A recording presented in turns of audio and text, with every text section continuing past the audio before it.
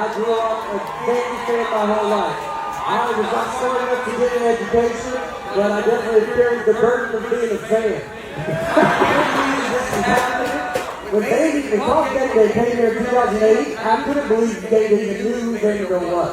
And then we started talking like, oh, what if I could be a kicker? So then I got my career. It was up and down, and then Vandy goes back, and I did SNL. I came on Game Day 2 years ago. And then here we are now. It's a miracle that this is live for me personally. And all of me and Tyler, you have a partner to pull this together. It's unbelievable. Thank you so much for the year of my life with you guys. We're going to everybody.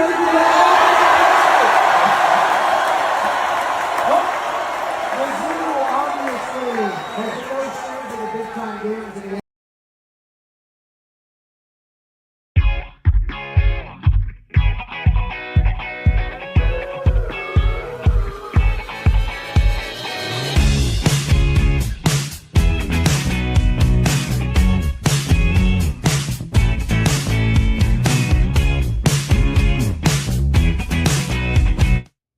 All right, one of the really cool things about Big Slick, as you all know, is that we get to invite people that we know in the industry. And this next guy, I became a fan of because my girlfriend was a fan of his comedy on Jimmy Fallon, and she made me go here in Kansas City to watch stand-up, and I went and saw him and just was blown away. Then I watched his special, and then I watched everything I possibly could, and I reached out to him and said, dude, you are so hilarious. How would you like to come to an amazing charity event in Kansas City? And without hesitation, he said yes. And during the show this night at the Sprint Center, I kept going back to him and saying, you sure you're going to do okay? You sure you're going to be, you sure your jokes are good? You sure just messing with him. He proceeded to get up and tear the Sprint Center down. I've never seen a crowd rush to give a standing ovation like I did that night. Ladies and gentlemen, may I introduce you to my friend, Nate. How do you say his last name again? Nate Bargatze. Enjoy. This next comedian we're bringing to the stage is one of the hottest comedians there is right now. He's got an amazing Netflix special on right now called The Tennessee Kid. His name is Nate Bargatze. He's here to perform for you right now. Give him a big Kansas City welcome. Yes, yes. Nice. We got him. We got him. All right. Thank you. Thank you. I'm gonna put this energy pretty late in the show. This is what my energy is. Dustin? Look, thank you for having me here. This is very exciting. Got to play some sports softball. Struck out, but it's just a pretty big yellow ball. And I like to play, I play a lot of sports. I like to golf. And recently I was golfing and I got done and I was very hot and gross. So I wanted to change my shirt before I drove. So I'm standing in the trunk of my car in the parking lot. I take my shirt off, and this old man walks up and he goes, Olivia?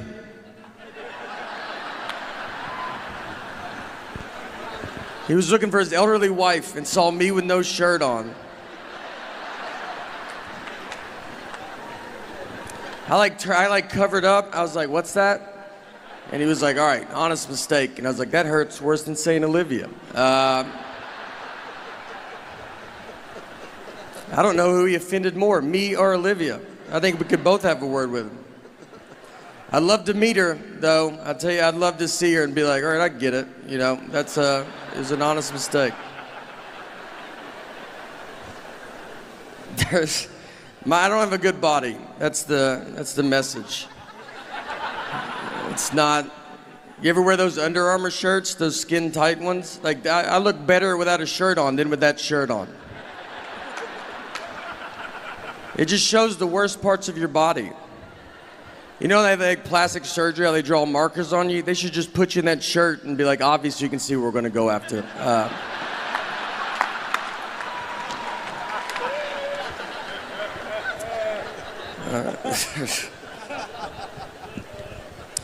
We did play softball. I did do some sports growing up. I played baseball, and when I was 13, I was playing baseball. One time I was up to bat, and I got walked.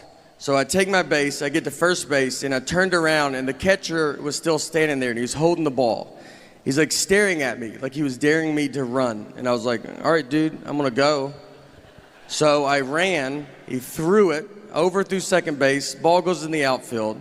I run to third base, the outfield grabs the ball, they overthrow third base. My third base coach is telling me to go home. This is about to be an inside the park home run off a walk. I won't be on SportsCenter. This is the biggest play that's ever happened in baseball. I slide, there's a play at the plate, and the umpire then tells us that it was only ball 3.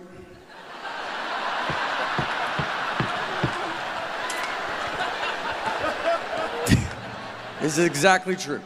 So, I've got to get up. Everybody's got to get up. I got to get my bat right where I left it. I got a bat again. It's 3 balls, 2 strikes. Next pitch, immediately strike out. I'm exhausted and just over baseball. Here's what I learned though that day. Here's what I learned. I learned that if you're confident, you can get away with quite a bit. Because no one tried to stop me, and they should have. They knew I wasn't supposed to go. That's why the catcher was holding the ball, because he was like, I don't think he's supposed to be going yet. And then I just run to second. He's like, guess I'm wrong. No one's that dumb. And then he launches it into the outfield, who's barely paying attention. The umpire figures it out, but it's just easier to let me get back to him.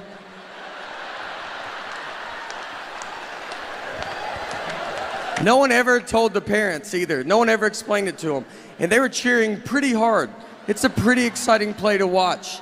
And they just see me slide into home and just stand up and bat again. Like that's just a rule in baseball.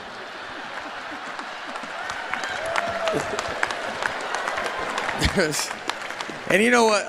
What's funny too, the year before, I got a legit triple off a walk. So in that moment, I'm like, this is just what I do. You know, like I was like, don't walk me. Like this is my thing, all right?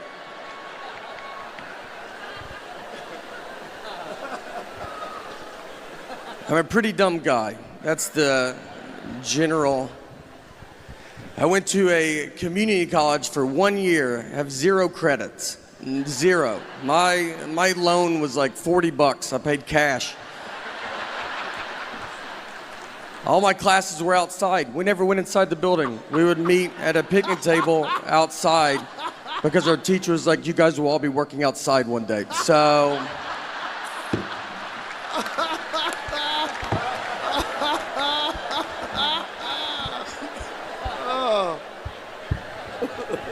I've like thought about like if I could time travel, if I could go back in time knowing everything I know now, I don't think you would even hear about it. I think I would just get stuck. I don't know anything. Like I don't think if I went back, I don't think I could prove I'm from the future.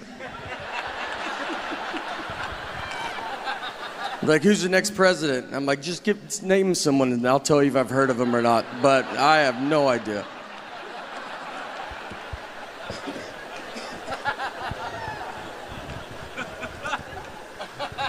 I am married as well. It's fine, you know, you just do it.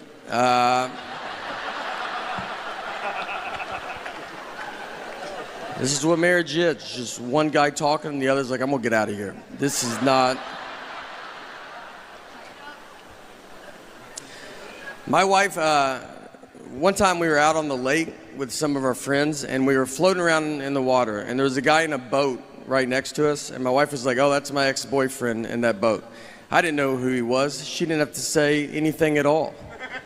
She was just basically like, are you having fun? Because I would like to put a stop to that, and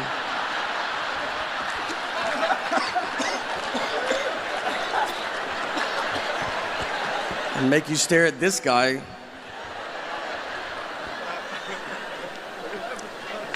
So I was staring at him, and then I looked at her, and she was staring at him, and I felt like she was staring at him to see what her life would be like if she didn't marry me. So I started staring at him to see what my life would be like if I didn't marry her. I mean, we were putting so much pressure on this guy, and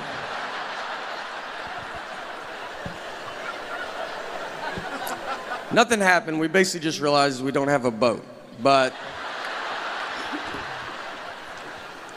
my friends were like, you shouldn't try to fight him. Why didn't you go fight him? I was like, I don't know, because I would have had to swim over to that fight. I don't know how intimidating that is for a guy to see a head in a life jacket floating his way. And then I got to get in the boat. Have you ever tried to climb into a boat from water? It's not aggressive. It takes an hour if no one is in the boat. I would need his help. That's how that fight would start.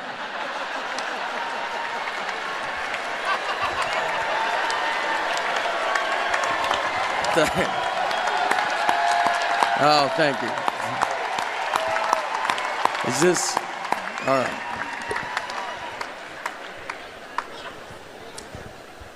We fight a lot, my wife and I. If we get in a fight, she'll give me the silent treatment. And the silent treatment is very common. Everybody knows what it is. And I think you're just born knowing it. I don't think you're taught it. You know, it's just like something that's inside of you. Here's what made me realize that. I was rewatching the movie Sixth Sense. And look, I'm not trying to do a 6-inch joke. This is a 20-year-old movie. I mean, look how old he is now, Haley Joel Osment. It's that many years ago.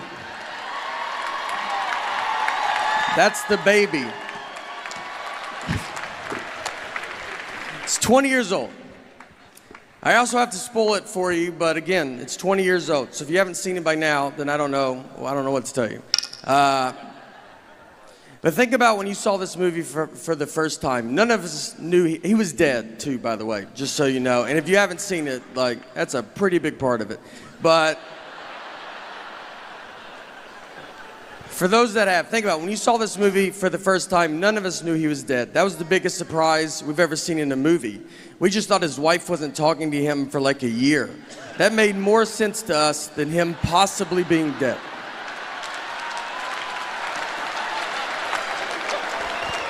And they don't hide him dying. A guy shoots him with a gun to start the movie. And we watched it for 2 hours, just like, this is what a movie about marriage. This is what marriage is like.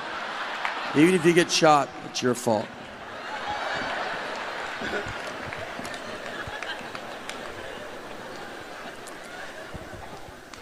We have a daughter as well, and when my daughter was to be born, I'm from Nashville, and when she was to be born, we were living in New York, but she was not born in New York. We flew home. She was born in Tennessee. I don't need her growing up thinking she's better than me. So I was like, you start where we start, all right? No one gets a leg up in this family.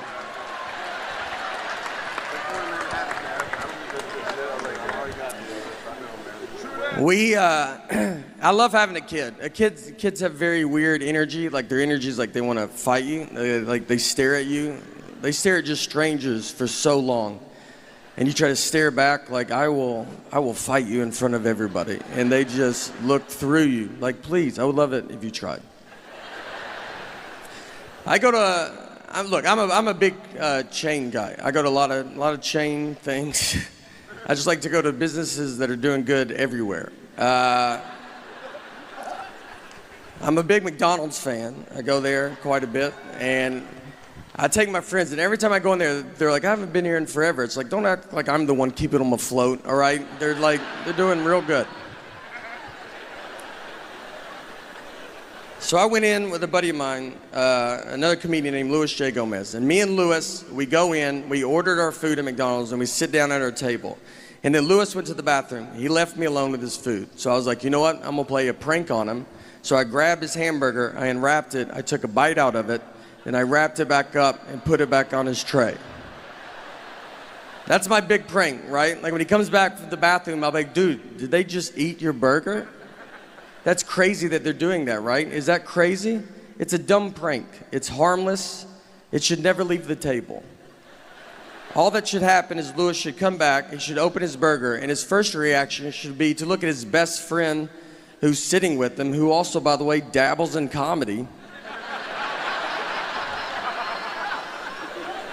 and just be like, hey, I just want to run this by you before I unexpectedly go freak out on this entire McDonald's.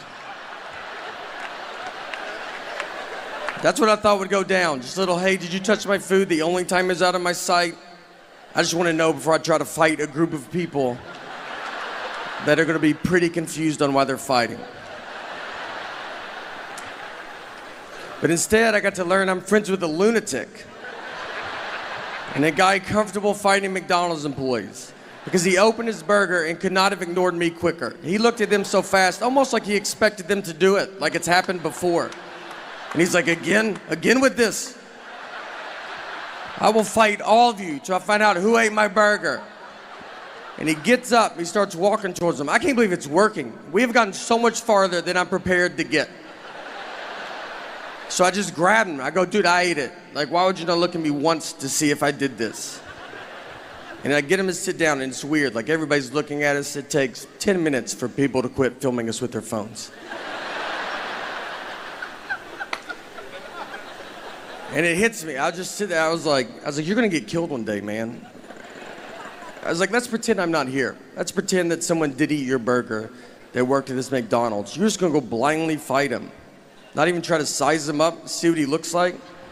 Do you really think you could beat up a guy that is apparently pretty confident in himself, that he's making burgers, he's then eating them, and then he's wrapping them up and just sending them out to whoever?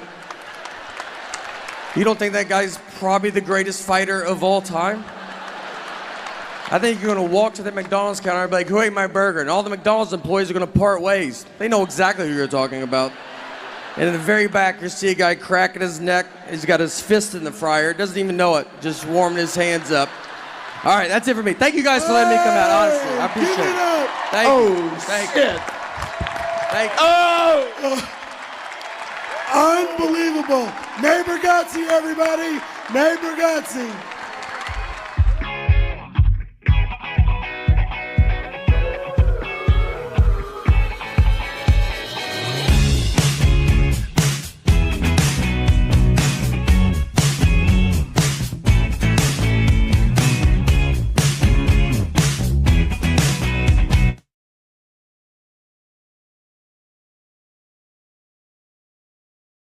Look, and I don't read any books. I don't do it, and I think that matters. I do think that matters. Reading, I believe, is the key to smart. That's what I've always said, and I don't do it because every book is just the most words. It doesn't let up. I mean, every page is more words. It's like, what are you talking about there? Put some blank pages in there. Let me get my head above water for 2 seconds. I went to career day for my daughter's school, and I get what I do is very fun. But I was nervous because I'm there with real people, and they're smart. And so I was hoping to sit at a table alone. They put me at a table with a surgeon, which I think they did it on purpose. Almost to show the kids, here's the difference between reading. So the kids come up, and they're like, what subjects do you use for comedy? And I don't even know what the subjects they're taking. I was like, I do English. I do mostly English on stage. They asked him, how long did you go to school to be a surgeon? And he's like 54 years or whatever. It's like and they asked me, they're like, how long to be a comedian? I was like, you're good now. So. Look, finish elementary school, make your parents happy, but then I'd get out and get after it. I've seen 3 seconds of Rescue 911.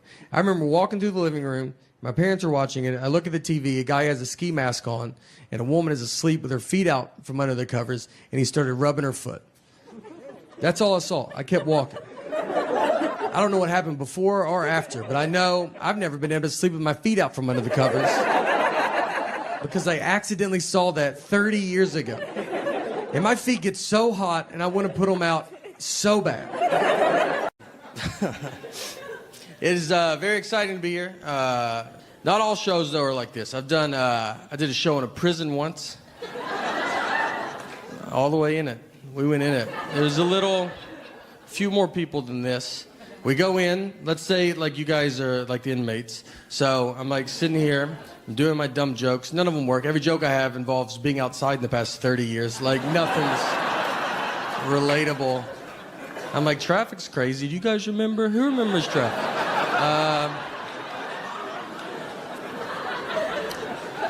An inmate gets up and starts walking towards me. I'm like, oh boy, here we go. You know, like I've seen movies, like he's gonna use me to break out.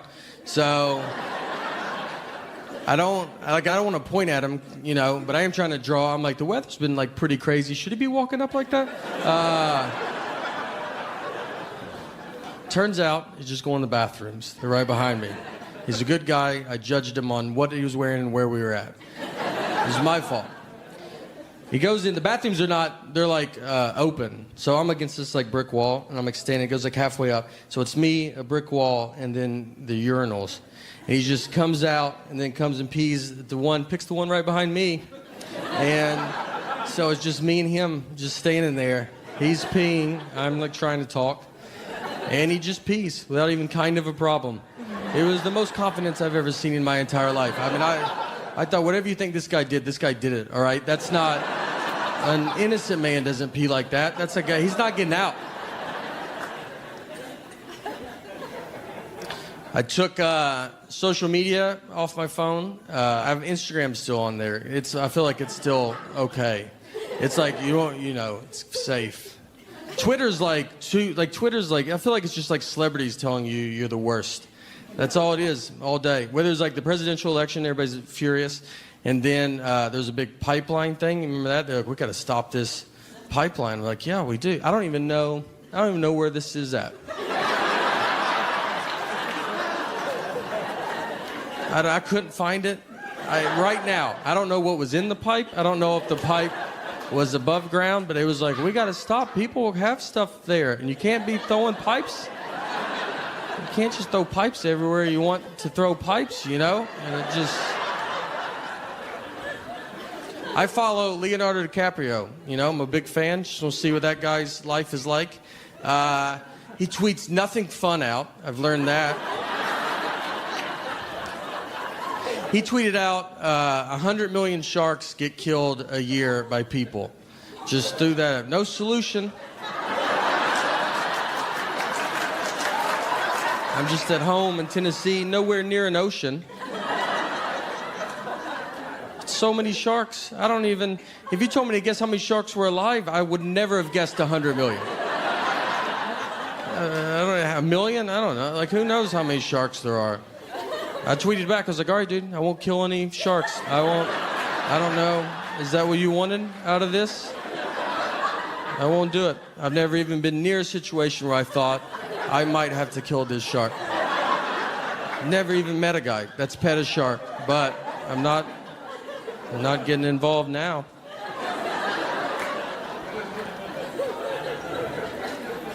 Facebook is more, that's your like friends telling you you're the worst. It's more local. No one has a good day on Facebook. It's everybody's worst days of their lives. And you'll be like the first thing you look at. You like wake up and you like cut it on and then just be like, do you want to see a murder video? You're like, I don't at all. I just woke up. I'm just trying to see whose birthday it is, you know? And they're just like, well, we already started playing it. So, and you're like, all right, I guess I'll watch that. My wife gets mad because I don't like any of her photos. She's like, why don't you like any of my photos, you know? And it's like, is this not enough, us living together and stuff? I don't... And I did like it. When we took it, I said I like it. I told you I like it. I looked at it. I'm in it. I'm in the photo. There's not much more I can do with this photo. We've been together my entire life. Since we started dating when I was like 21. I'm 37 now. And like I went from like my mom to her.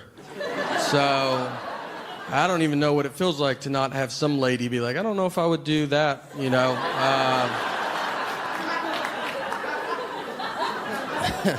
And now we have a daughter, so I'll never know. I'll never know We get in fights, you know, still. And when you're married for a long time, fighting is just, it can happen, it's open 24 hours, basically, at any time. We got in a fight recently at 3 a.m. We woke up to get in this fight. We have a dog, and our dog, freaks out when it thunders. And so we have sedatives to give her because there's only so many times you can tell a dog it's just thunder before you're like, she's not getting it, you know. And you're like, just take this, all right? So I woke up, I had to wake my wife up, and I was like, hey, where are the sedatives at? And she was like, they're at the top of the cabinet. So I go get them. I looked at the bottle, and the bottle said they were expired. So I had to wake my wife back up, and I was like, hey, these say they're expired. And she was like annoyed. She was like, they're not expired, all right? They're new pills in an old pill bottle. And I was like, all right, I should have thought of that. You know, that's my fault.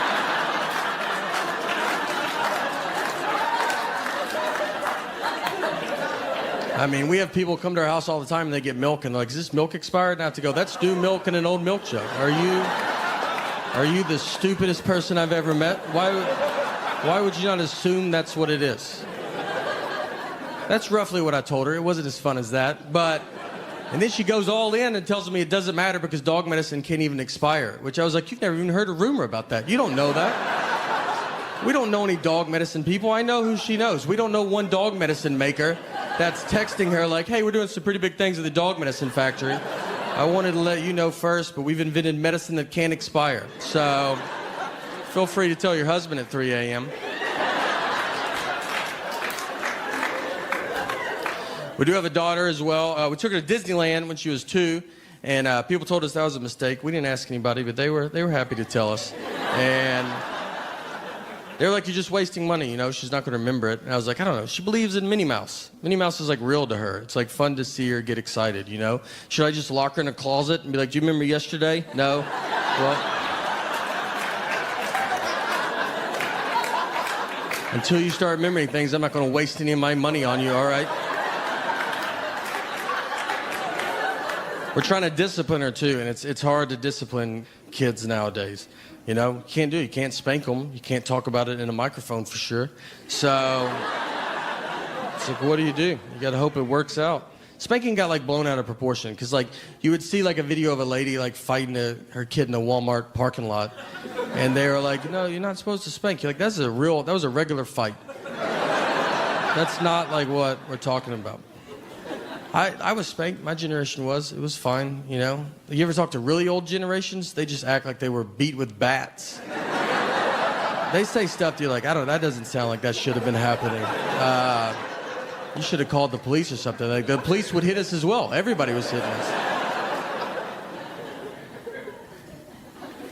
It's fun to be back home, though. I got my 20-year high school reunion is this year, and I'm pretty excited. I'm pretty invested. I didn't go to college, so this is like the last group of people I met. So I mean, I cannot wait. I love it. I went to the 10-year, loved it. Suggested a 15, no one wanted it. Finally, the 20 is here. My buddy told me, he's like, I'm going to lose weight for our 20-year reunion. And that always like feels, you know, you're like, why don't you lose it for the people that were in your life every day for the past 20 years? You've made your wife stare at your moose body for 15 years. Why don't you tone it up for her a little bit? He's like, no, I'll just save it for the people I hate. I'm going as is. Just, you know, this is what happened. I don't know what to tell you. Yeah. I didn't work out then. I didn't start when I left. So I'm just seeing how it's going to go. I do zero working out. Not even, I mean, it's not like you're like, whoa, wow. Like it's like, yeah, we figured that. Every hotel I go to, I ask if they have a gym. I don't even have clothes that I could work out in. There's no way. I'm like, is it 24 hours? I was going to start tonight at midnight. So I was wondering if that's... What I've learned, what's easier than working out is just tell people that you used to weigh 300 pounds. That's a lot. They don't know, you know? So I've never weighed 300 pounds, but I look pretty amazing for a guy that used to weigh 300 pounds. You're like, yeah, I got tired of being tired, all right, you know? Today's my cheat day, obviously, but normally I'm pretty strict. I just don't eat anything healthy. I like apples, but I only like pre-cut apples. I won't eat a whole one, you know? I'm not a horse, all right? So could you guys do some work over there at the apple factory, you know, however apples get here? I've watched a lot of the documentaries that try to make you eat better. Like I watched Fed Up, and it's about all the food that I eat every day. There was nothing in it that I haven't had recently. You know that saying, like, I haven't had that in forever? I haven't said that in forever. There's nothing I haven't had. Airheads, that's usually something like, oh, are they still doing good? Yeah, they're doing great. They got more colors now. It's pretty fun, you know? I go to too much, like, chain stuff. Like, that's, I can't think outside of, like, going to, like, a chain place. And they mess up all the time, but I still just go back. I'll go to McDonald's, and I'll have, like, the nerve to be, like, in the drive-thru, like, and be like, hey, guys, I said no onions, and this has onions. And they just look at me like, you're too old to be here, man. Don't come here. This is not a real restaurant, all right? I'm 11 years old. That guy's 90. Go to, like, you live near here. Go to a regular place. I had a whole issue at a Starbucks. I went into Starbucks, ordered iced coffee with milk. Nothing crazy, you know. And the guy, like, looked at me weird. You know, like, when you're, like, get something in your head, you're like, I'm pretty sure he doesn't know what I said. But you're, like, too far in. You're both touching the credit card. So you just got to go, all right, let's see what he thinks he heard. And I go to the end of the counter, and he gives me milk with ice in it. I had to ask him. I go, what is that? He goes, milk with ice in it. I was like, what do you think? Do I look like a psycho to you, dude? I've never ordered milk publicly in the history of my life. I've never once in my life been out and thought, you know what I could go for right now? A cup of milk. I'd love to do that. I'd love a cup of milk. I'd like to drink it out of a straw. Something else I've never done. Let's do that. And then let's put ice in it. Let's do something I didn't even know you could do. Let's do all that in front of all these people I don't know. And it was a Starbucks that was like in a Target. It wasn't even its own Starbucks. It was a Starbucks that's like, we don't really do everything. And I was like, do you do milk with ice in it by any chance? Is that something? I just go to all of them. And I still go. I go to, everybody messes up. I want them to do so much better. I went to Walmart. I go there. I'm fine with them, you know. I'm a Walmart guy. Like, that's where I'm at. I went into one. I was trying to, and Walmart's getting a little, like, sometimes when you go in there, some of the people that work there are like, some of them I don't even know. You'll be talking to them. I'm like, I don't even know if you work here, if you're a customer. Like, it's 50-50. But they're willing to help, which is nice. I went into one. I was trying to buy a hammock. So I go in, I go back to where I imagine the hammocks live. And I went up to this guy and I was like, hey man, do you guys sell hammocks? And he was like, what's a hammock? And it threw me off enough that I was like, am I saying it wrong? I was like, I think I'm saying it wrong because you know what it is. And I was like, is it hammock with a T? Does that sound right? Like, do you guys sell hammocks? And he was like, we're out of hammocks. We're out of them. It's hammock season. And I left, went to my car, Googled where to buy a hammock. And Google was like, do you mean hammock? I was like, I sure do, Google. Where were you at during all of this? The other embarrassing part of that is, so it happened, and then I called like a comic buddy of mine to tell him the story. And I was like, this is funny, right? But then I asked him, I was like, hey, do you think if I tell people I was buying a hammock, is that going to come off like I'm bragging? Like, for some reason, in my head, that's just like a wealthy purchase. Like, that's a hammock at Walmart. Like, an audience would be like, whoa, all right. I didn't know we were just hearing about how good you're doing. Man, what's it like to have two trees that close together? Is it nice? I heard it looks nice. I've seen pictures. I've had my one like fancy purchase. I had LASIK surgery, and we were living in New York, so I had it. It was in Manhattan. Got a deal on it so that helps knock it down. It worked, you know, I can't see this side of the room, but besides that, this side I see almost too good. And no, it was fine. And they did a couple things that were weird, besides the deal I got. That's, they want to show you the video. Like, before you have it, they're like, here, watch eye surgery. And you're like, just do it. I don't want to watch. Like, I trust, we're in a building, this seems like a real thing, so just go. If I was doing that out of some guy's van, I might ask that guy for a video, but you know, be normal. And the other thing, they didn't make me bring anybody. And then I was like, should I bring someone to take me home? And they're like, no, most people can see. I was like, you said most, you sure? It's not a big deal, I'll tell someone where I'm at. They're like, no, don't, did you tell anybody where you're at? Don't tell anybody.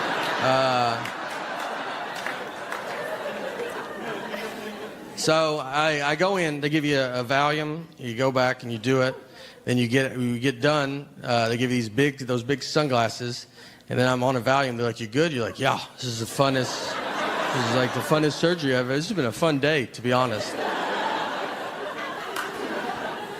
And they're like, can you see? And I was like, yeah, I'm fine. Like, so I go down, I'm in Manhattan, so we get out and I start walking to go to the subway, get a few blocks away, and then my eyes start hurting so bad. And I just want to keep them shut. You don't want to open them. And so I'm like, I can't get home. So I get my phone, I'm like blinking, and I get to my wife and I call her, and I was like, you got to come get me. I can't see, you know? And I was like, and you should have come too, by the way, all right? Like, why are you not here? So I was like, you got to come find me. I don't know where I'm at. I've made turns. So I was like, just go back to that place and then just expand your search around buildings until you find me. And I just stood I put my hand on a building and I just stood like, because I was afraid I would like drift out in the street and just be like just shuffling. And next thing I know, I'm in the middle of the road, just big sunglasses, which is wouldn't be that different for New York, and so I'm just standing, I stood with my hand like this for like 30 minutes. I mean, we were to the point with, if anybody confidently just walked up, they could have taken me home. Next person that goes, let's go, I was living with them for the rest of my life. It's fun doing comedy with, like, 'cause you get to travel so much. I fly a bunch, and it never gets easy when you fly. Like, you just think, like, every plane you're on is going to go down. It's not in a dark, you know, it's never relaxing. I had, like, I've got on a plane once, and, you ever get on and just look at everybody on it, and it just looks like a group that would go down in a plane crash. Like, for some reason, you're like, I feel like I've seen all of us before. I had a pilot tell us right before we took off that he was retiring, and this was his last flight. You're like, all right, why don't you just say that when we land, dude? Like, it's not like we're gonna be different people. We're the same people. He's basically just like, either way, this is my last flight. So, all I can tell you is I'm not flying again after that.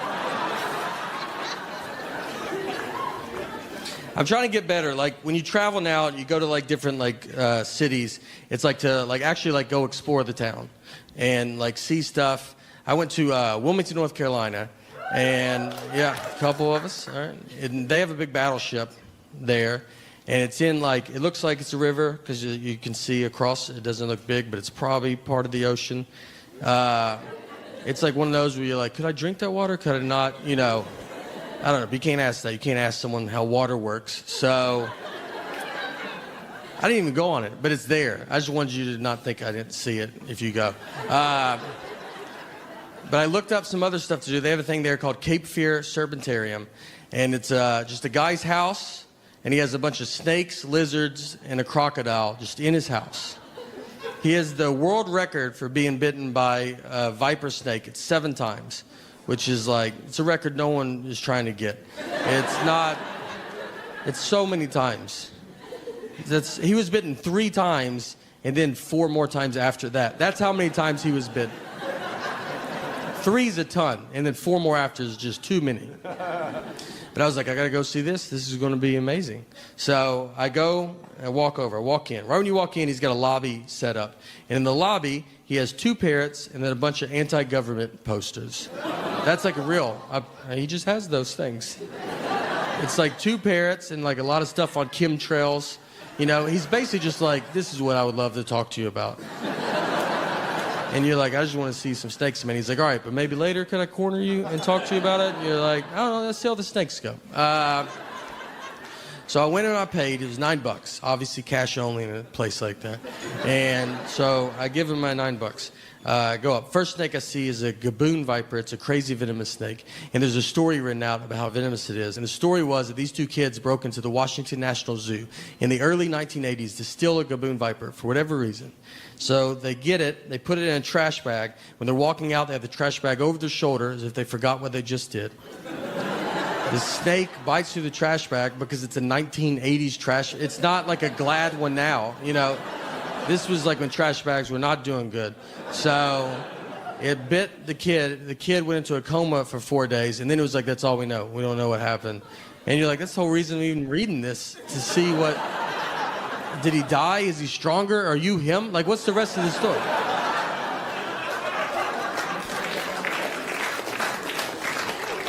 So if you ever go, and you should go, if you ever go, 3 p.m. Saturday and Sunday, he feeds these things. So I looked at my watch. It was like 3 p.m. I was like, all right, we'll go watch these things eat. So the first snake they go to feed is the black mamba. It's another crazy venomous snake that should not be in America outside of a zoo. Especially not at a guy's house that hates America. So we're like, all right, we gotta go see this. So we get down there. He puts a chicken wired fence around him. So if the snake gets out, he'll just get out of that fence pretty quick. The fence has holes in it that I would describe as a little bit bigger than a black mamba.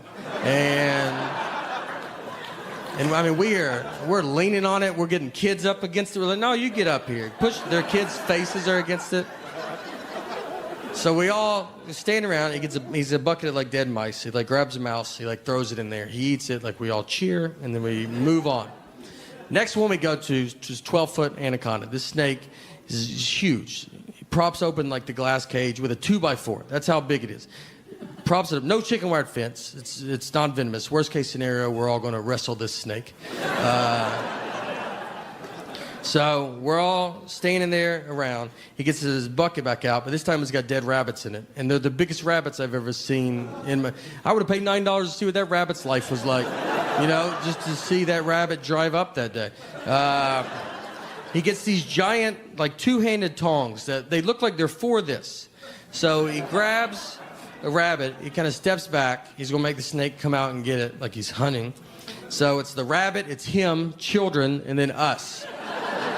I mean, no, he's the only employee there. So we stand there.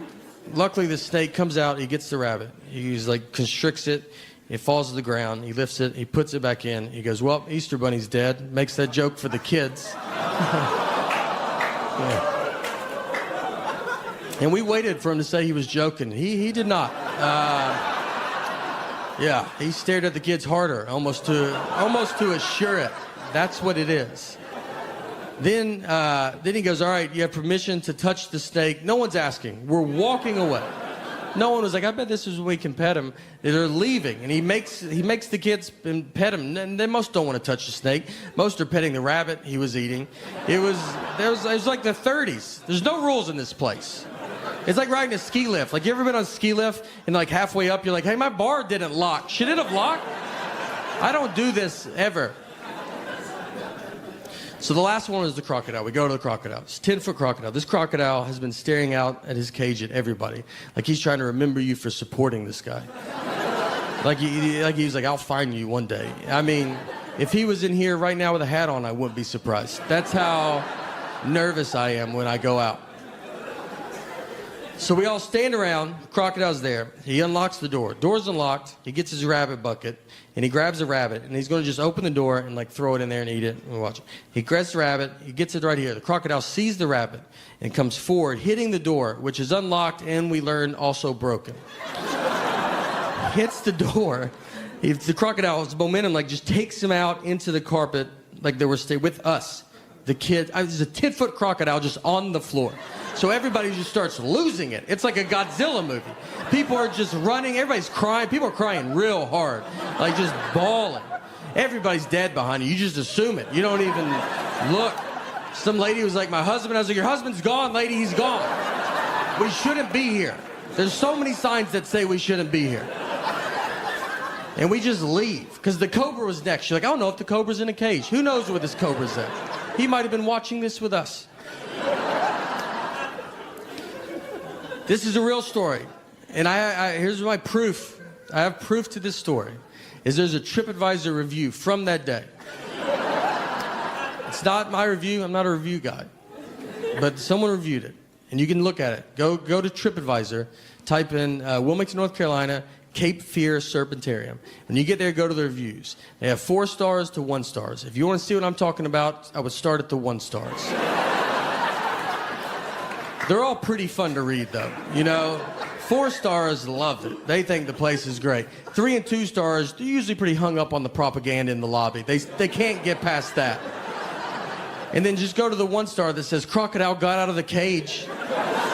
It's the best 1-star review I've ever heard in my life. Like, just the most, oh, did that poster hurt your feelings? Did a crocodile get out when you were there? Because he got out with us, and we didn't think he should have been out with us. So 1 star. All right, thank you guys so much. Look, to be honest, I've never taken care of the 1 dog we have, but 2 would be fun. Our dog sleeps in our bed. And someone told me, you're not supposed to do that because you lose dominance over the dog.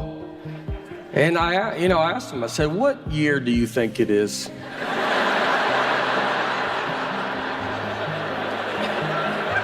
These are all doodles.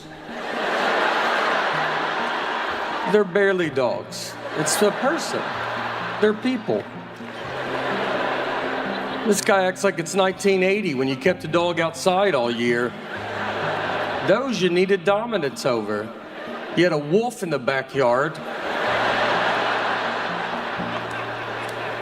Friends come over. You want to go outside? I wouldn't. Chuck E. Cheese is rough. I don't know if you've been there in a while. They look like they're trying to go to business and they can't. They filed for bankruptcy and they're still open. They call Blockbuster and they're like, how do you get out? We want out. They're updating nothing. That Chucky band is just robotic. I mean, the drummer doesn't even turn on. It just sits like that the whole time.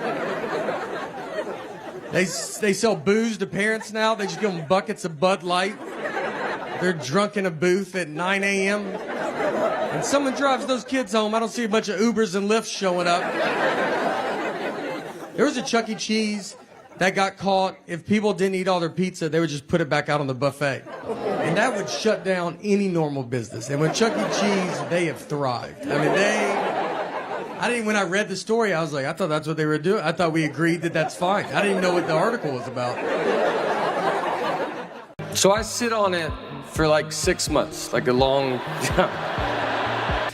We finally get in a fight. I don't remember what the fight was about. Nothing. I don't know. It wasn't laundry. I remember that. So I'm losing this fight. And so in my head, I'm like, this is it. I mean, I was sad to see it go. That's how good I felt. I felt bad for her. I mean, I was like, she thinks she's winning this fight. I'm about to drop a bomb on her right now. So just out of nowhere, I just go, I do my own laundry. And I mean, I said it like, they don't make them like this no more.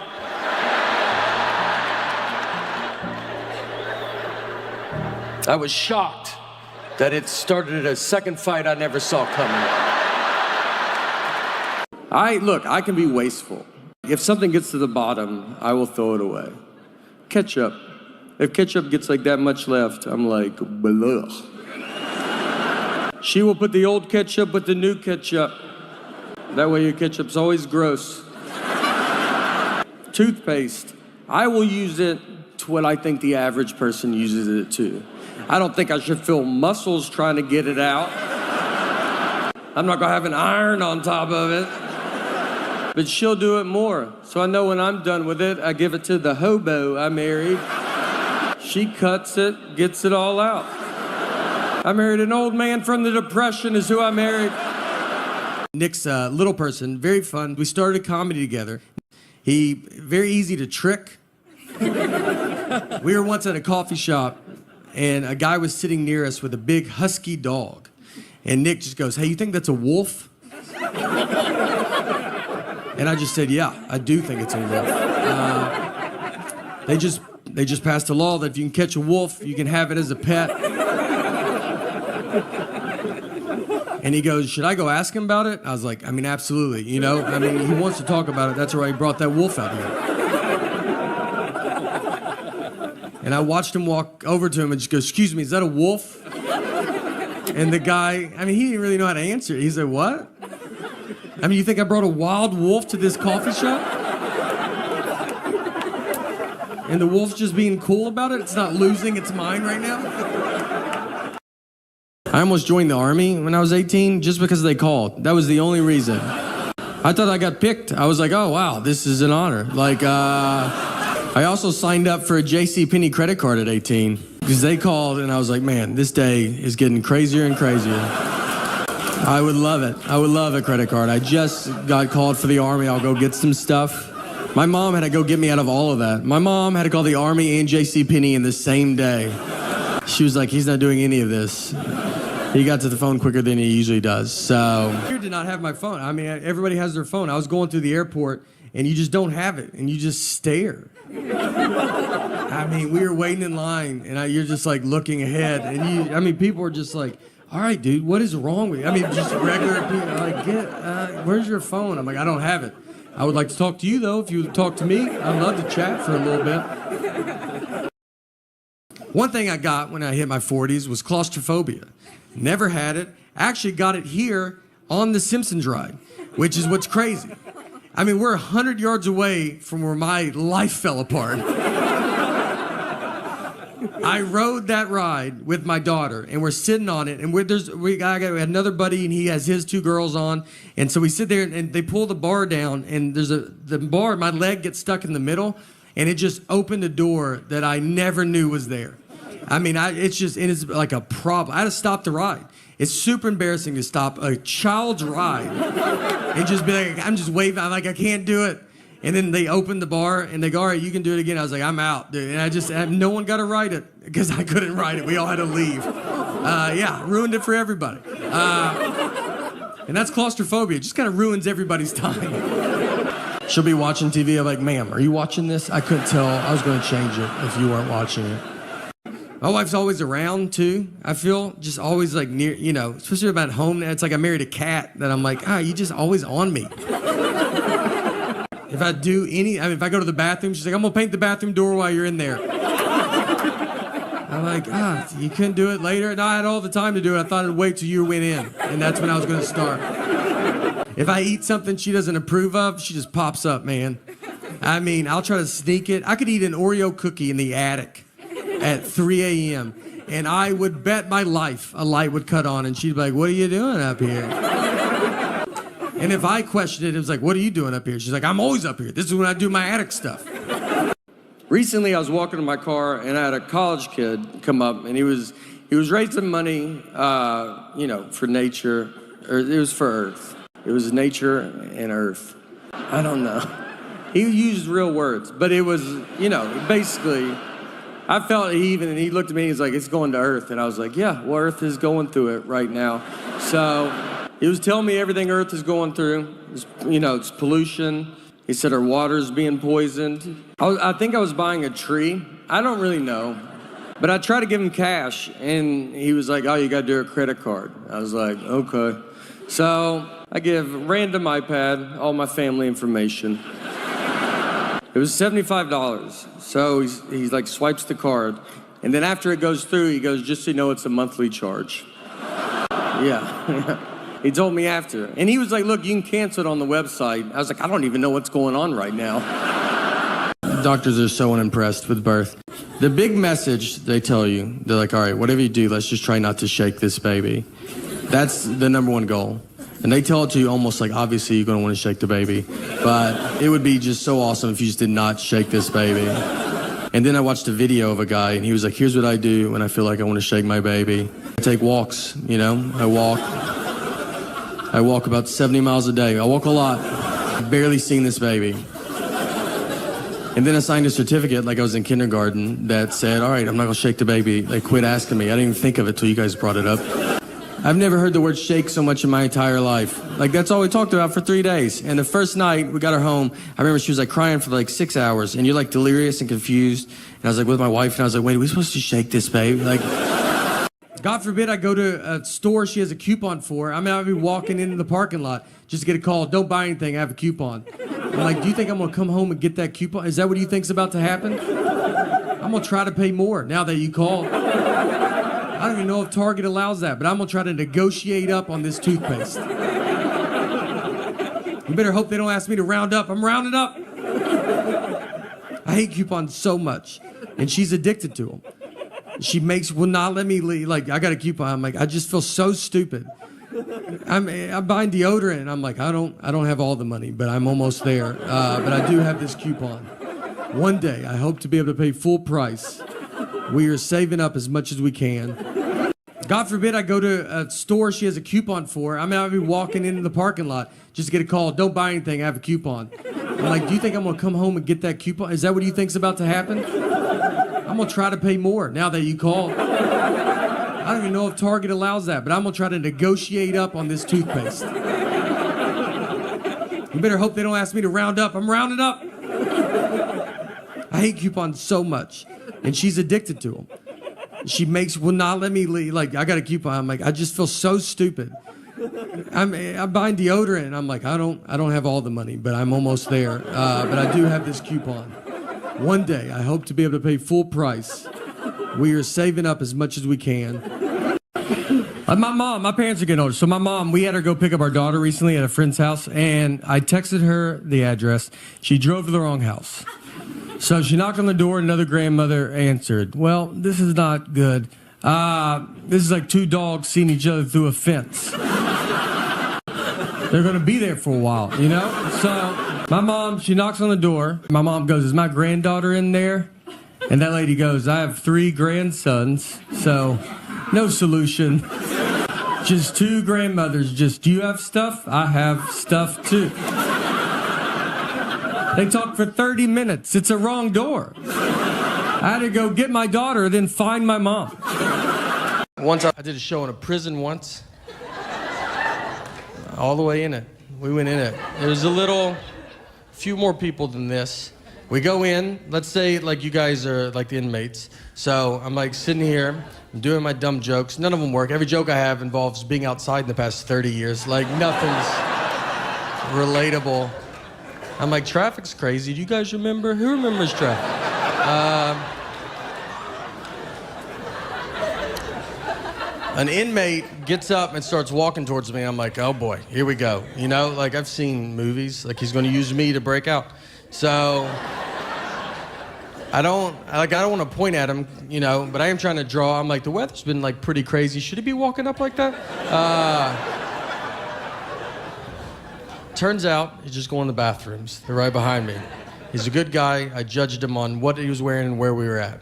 I wanted to play college basketball. That didn't work out. It didn't work out because I got cut every year for my high school basketball team. So I had to play for my church because the church cannot cut you. They have to let you play, which is nice. That's a good, you know.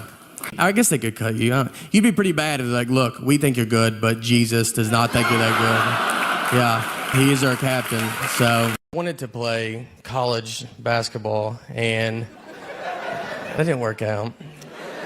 It didn't work out because I got cut every year for my high school basketball team. So I had to play for my church because, yeah, the church cannot cut you. They have to let you play, which is nice. That's a good, you know. They would be, I guess they could cut you. You'd be pretty bad if they're like, look, we think you're good, but Jesus does not think you're that good. Yeah. He is our captain. So And church ball was a lot different, too, because we played, it was a half court, no three-point line. We played on carpet. That's your first sign. It's not going to count. And they didn't give us a basketball. We didn't have a ball. Like, we would just stand out there and play on honesty. So you'd be like, I just made it. It was like, oh, that's a good shot. You're really good. I stole it. I forgive you for stealing it. It was moral points. Counts later. They asked him, how long did you go to school to be a surgeon? You know, and he's like 54 years or whatever. It's like and they asked me, they're like, how long to be a comedian? I was like, you're good now. So, look, finish elementary school, make your parents happy, but then I'd get out and get after it. I'm married, I'm still married, and thanks, yeah. I like to say it, you know, like I'm at the same job, just like, yeah, no, still work there. Yeah, right out of high school, only job I applied for.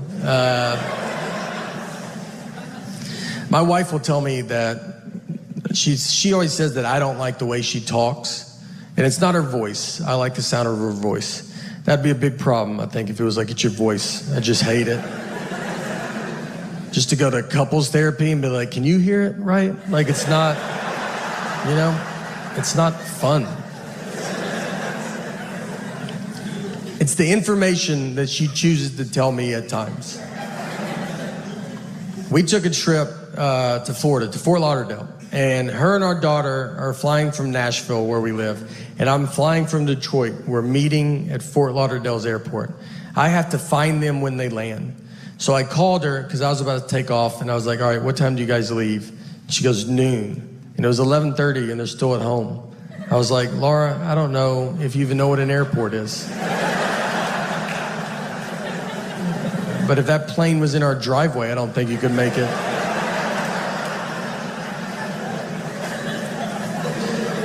And she said, that's what time we leave for the airport. Our flight's not till 1:30. And I was like, all right. So what do you think I wanted to know when I asked that?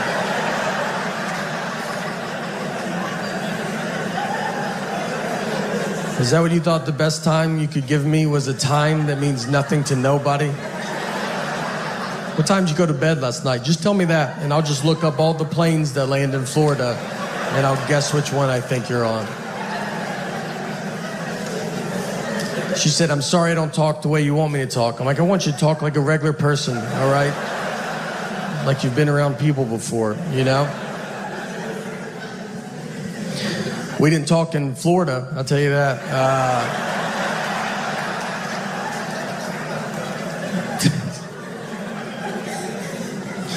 She's good at not talking to me. She can go a long time. She could do her whole marriage career. Marriage fights are great because they're all very dumb. I would say 90% of them are dumb. 10% the cops show up. But we got in a fight once over chocolate milk. We didn't talk for 24 hours. What happened is I brought chocolate milk home, and she was like, why did you bring it home? And I was like, you're supposed to drink it after you work out. And she was like, that's not true. And I was like, well, there's a commercial on TV. They probably looked into it more than you did. So I decided to listen to them. And she said, that's just the milk people pushing chocolate milk. And I was like, you don't even know what that statement means. You don't know if there's milk people. And I think chocolate milk's doing fine. I don't think they're sitting on barrels of it. And they're like, we got to make up a lie. We got to get rid of this chocolate milk.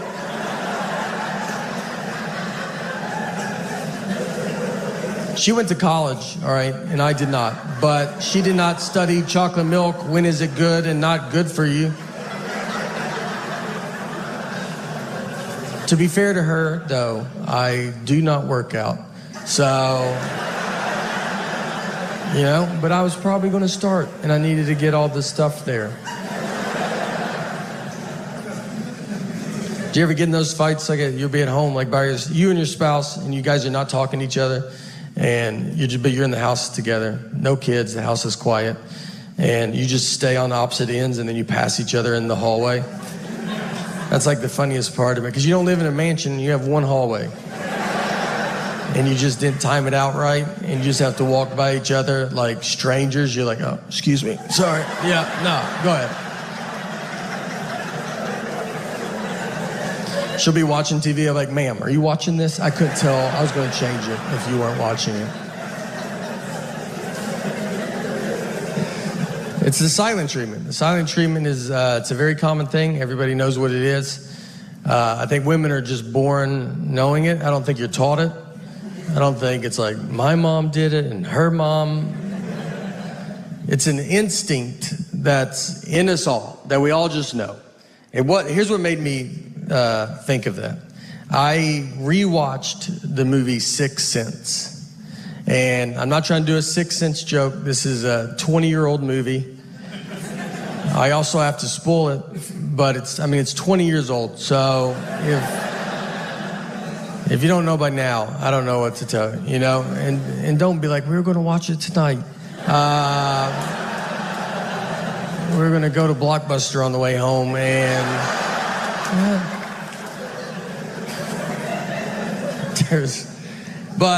so he's dead the whole time, and I don't know. I mean, if you haven't seen it, it's a pretty big part of it. But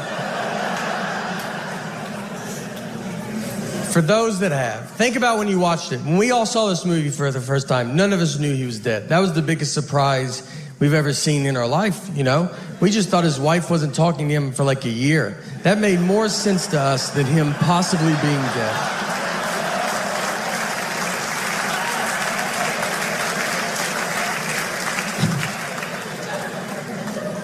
And I was like, when I watched it, I was like, what do they show him dying? Yeah, that guy shoots him with a gun. That's how the movie starts. That's how obvious they're like, hey, he's dead. And we still watched it for 2 hours, just like, I know what this guy's going through, you know? This is a movie about marriage and how hard marriage is. Yeah, even if you get shot, it's your fault.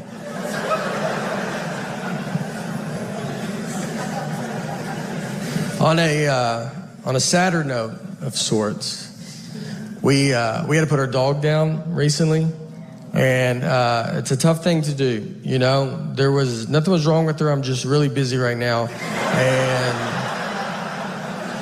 she was very sick. That was a joke, all right? That was a joke, and she would have loved that joke, so don't you worry about it. That's the type of humor she had. She was a rescue. It's not your labradoodle humor, all right? It's a little darker.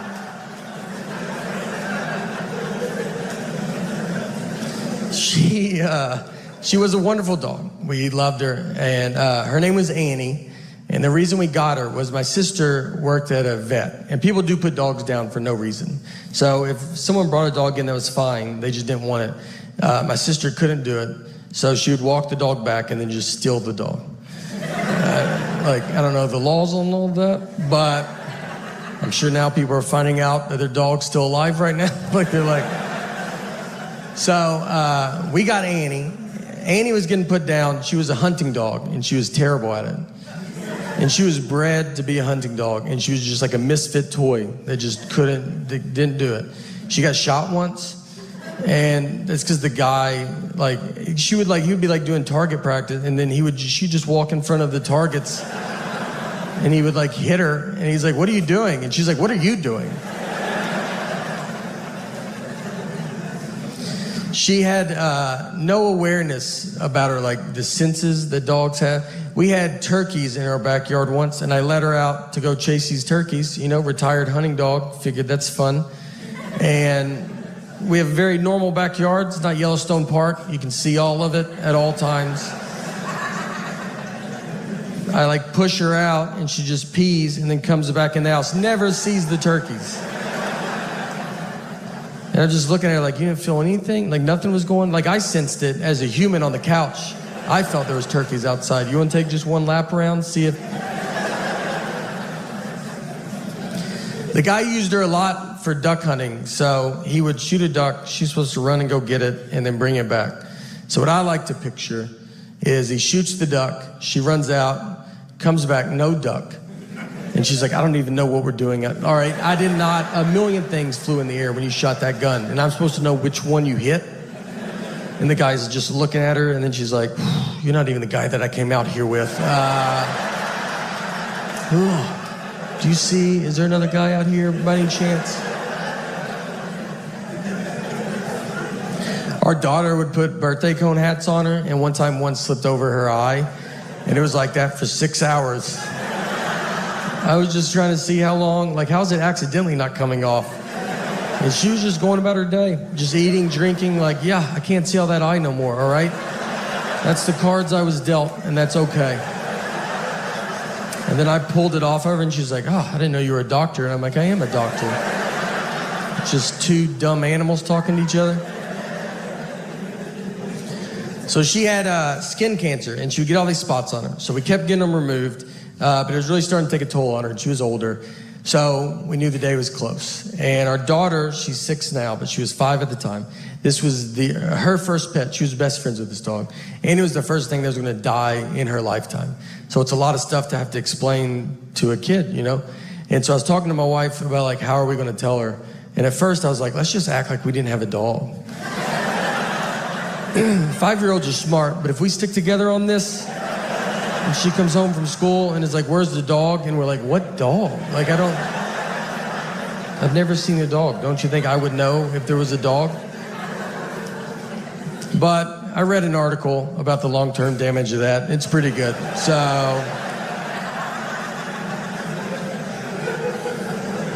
I was just honest with her. And I set her down. I said, look, Annie's very sick and she's older and she's going to die soon. This happens, so just love her as much as you can right now. And she took it as good as a 5-year-old can take it. So the next day, I kind of told her again, you got to tell kids over and over again. I kind of kept telling her. I didn't want this to be a surprise. And then Annie surprised us by living 6 months longer. I mean, we were way off on when we thought she was going to die. But I already started telling my daughter I didn't want to stop and then have to start it again. So I just kept it up for 6 months. Every day I was like, she'll die. All right, she will die. She will die, I will die, your mom's dead.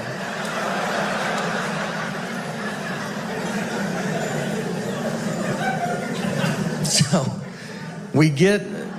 finally the day was here, and our daughter was at school. And so my sister and my wife, they took Annie to go have to put her to sleep. And I went to go pick up our daughter to tell her. I've already been telling her. And so I picked her up, I told her, it was brutal, very sad. She took it as if this was the first she's heard about it. We get home, and my wife was like, how was it? Which is already a dumb, like, it was great. You know, I loved it. Can't wait for the next thing to die. Nice to say I told you so, you know. I told my wife it was terrible, you know. And then my wife goes, you didn't tell her that I did it, did you? And I was like, no, why would I say that? Like, I didn't even think about it, you know? Then I looked at her like, is that what you would have said, though? Would you have told her that I did it? You know how your dad's been talking with the dog dying? Well, he's finally had enough. I'm married. It's fine, you know? I've been married for 7 years, and we have a 10-month-old, so it's getting pretty serious. So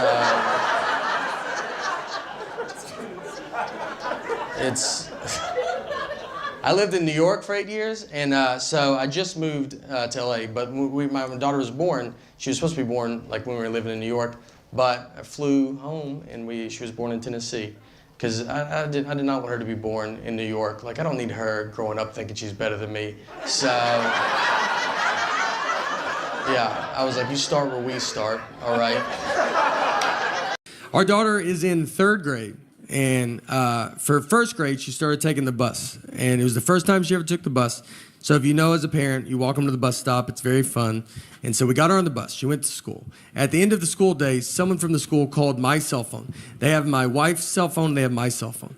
They called my cell phone. And she said, hey, do you know what bus number your daughter's supposed to be on? And I said, I'm her dad. I said, are you crazy? Like, I was like, this is how you thought you would get this information, was to call the dad? You saw a mom and dad's cell phone. You go, I bet the dad knows. I was like, do you have parents? Have you ever seen a family before? You thought, let's call the husband? Unless there's 2 husbands, you should never call a husband a day in your life. I would rather you ask a lady that doesn't know her. I think she could get to the bottom of it quicker than I can. We're at a Holiday Inn Express. So the breakfast buffet there is where they have the cereal where you turn the knob and like 4 pieces fall out. It's like how you feed a cat for a long weekend, you know? And you're like, that's enough. They had batter and syrup. And so you pour they had the waffle iron where you make it yourself. So you pour the batter on the waffle iron, you shut it, you turn it over, it locks, it cooks for 2 minutes, you turn it over, you open it, half the waffle comes off, half stays forever. That's how you eat a waffle. So I'm with my buddy of mine that's my age. So we go through, he's in front of me, not really talking or anything, just going through. He gets to it, it's batter and syrup, they're in clear containers. They're not labeled, but they're in clear containers. He gets the syrup and starts pouring it on the waffle iron. And I'm not even stopping him because he's not doing it where he's going, I've never done that. He's doing it where we're probably going to try it after. I mean, he's just like, you're like, dude, I can't wait to see what this guy's making. Like, he might know something that I don't know. He shuts it, turns it over, it cooks. He's like looking at us. We're like, I mean, the whole line's like, yeah, what is that going to be? And it makes black smoke is what it makes. Just, I mean, dark black smoke. Just starts filling the lobby. The manager comes over. He's like, what are you doing? He's like, I guess I poured the wrong one. These are not labeled. And the guy's like, they're in clear containers. Do you not know the difference of batter and syrup? And he's like, I bet it happens all the time. He goes, I've worked here my whole life and I've never seen this. So they threw the waffle iron. They just throw it away. That's what they have to do. Just throw it away. It's over. And now there's no waffle. I mean, we went from all about to get a waffle to it's upside down in a trash can. And then he just turns and looks, and it's just a line of people with that little foam plate. And just everybody's sad. I just hear someone in the back go like, I set my alarm for this. I mean, 2 guys didn't have shoes on. They go, I ran down with no shoes in that elevator. I thought I was going to miss it. I've been doing these drive-in shows, these drive-in movie theater shows, and my buddy Nick Novicki's been with me, and Nick's a little person, very fun. We started a comedy together. Nick's very fun to be friends with. He very easy to trick. We were once at a coffee shop, and a guy was sitting near us with a big husky dog, and Nick just goes, "Hey, you think that's a wolf?" And I just said, "Yeah, I do think it's a wolf." They just passed a law that if you can catch a wolf, you can have it as a pet. And he goes, should I go ask him about it? I was like, I mean, absolutely, you know? I mean, he wants to talk about it. That's why he brought that wolf out here. And I watched him walk over to him and just go, excuse me, is that a wolf? And the guy, I mean, he didn't really know how to answer it. He said, what? I mean, you think I brought a wild wolf to this coffee shop? And the wolf's just being cool about it? It's not losing its mind right now? When we were doing these driving shows, we were all on a bus together. I convinced Nick that I didn't know who Nancy Kerrigan and Tanya Harding were. Nick is learning this, that I do know who they are. He's learning right now with you. I never told him. I absolutely know who they are. He brought all his references are just 90s sports references. He only can reference the 90s. And so he brings up Nancy Kerrigan and Tanya Harding, and I was like, who's that? He's like, what? You don't know who they are? And I was like, I don't think anybody knows who they are. And he goes, dude, it's like a huge story. It's like figure skating is like a mafia hit. I was like, I've never heard this, dude. Don't you think I would have heard it? I mean, I was like, no one knows this. He's like, he's losing his mind. I go, they should make a 30 for 30 if it's that good. He goes, they did. Another guy's like, they should make a movie about it. He goes, there's a movie! And he's just losing it. One of my favorite ones was, this was forever ago. We're going to a friend's house, and it was a 4-flight walk up. And so we had to walk 4 flights. Obviously, I walk faster than Nick, and I used to wait for him, but we've just been friends too long. I can't. We're like an old married couple. I'm just gone. So I knew where we were going, and I knew that he did not. So I leave him, and I go into my buddy's apartment. I was like, Nick doesn't know where you live.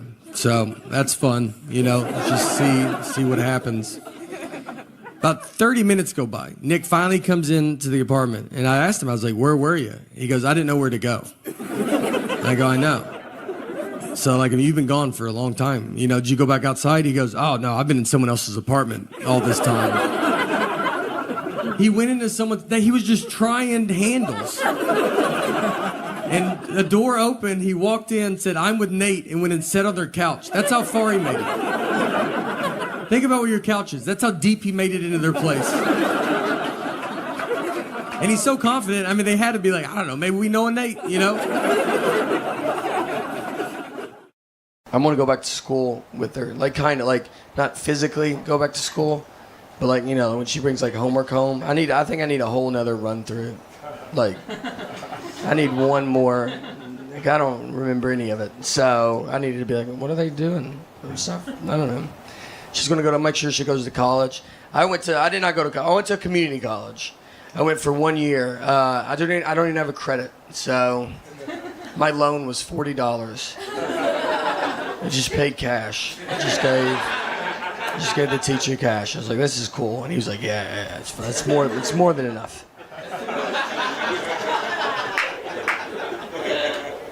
I took remedial classes. That's why none of it counted. Remedial is basically when they're like, look, we really don't understand why your high school let you leave. And we're shocked about it. We're going to look into it. But until then, here are some classes you can take that affect nobody. Like, I took math as a class. Like, I literally bought a book, and the title said math on it. I took reading as well. Like, reading. Like, I drove to that class. I've driven to a reading class. I'm not even an immigrant. I'm from here. I should have knocked it out years ago. I think community college is basically just life kind of being like, look, you're probably going to do manual labor, all right? And that's fine. Because I would go to class, our teacher would be like, all right, everybody, so today's assignment is we're going to help me move. So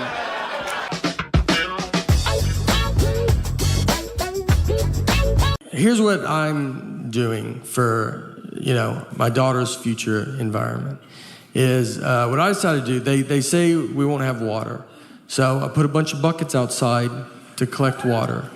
And when she turns 18 and she's like, do I get money? I'm like, something a little better than money.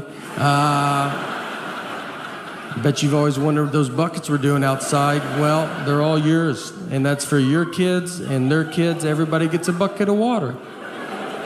No, look, guys, all seriousness, though, global warming, we gotta stop it.